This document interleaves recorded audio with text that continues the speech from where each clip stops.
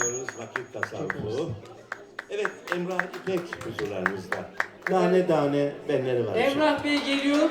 Hareket ediyoruz. Eller hazır mı?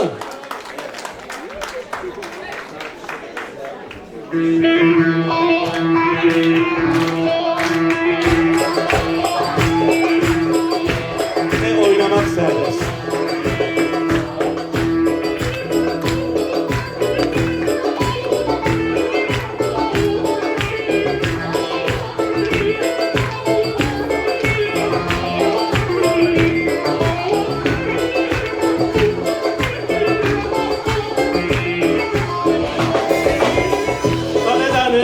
Belleri var yüzünde, yüzünde, yüzünde.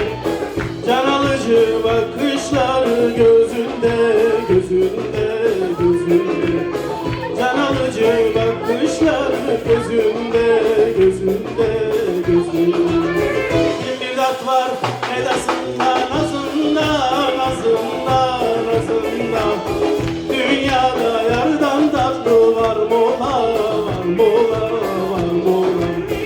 Salına salına gelen yar mola, yar mola, yar mola. Dünyada yardan tatlı var mola, var mola, var mola. Salına salına gelen yar mola, yar mola, yar mola.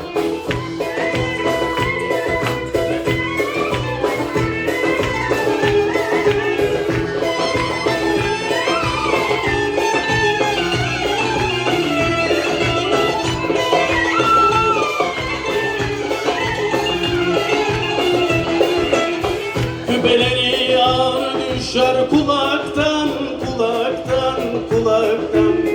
Zülüfleri tel tel olmuş yanaktan, yanaktan, yanaktan.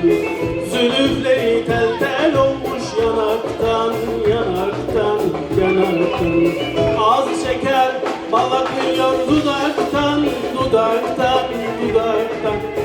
Dünyada yardan tatlı var mola, var mola, var mola. Salına salına gelen yar mola, yar mola, yar mola. Dünyada yardan tatlı var mola, var mola, var mola. Salına salına gelen yar mola, yar mola, yar mola. Bravo. Emrah bayağı hareketlendirdin salonu vallahi. Bravo. Evet, devam ediyor.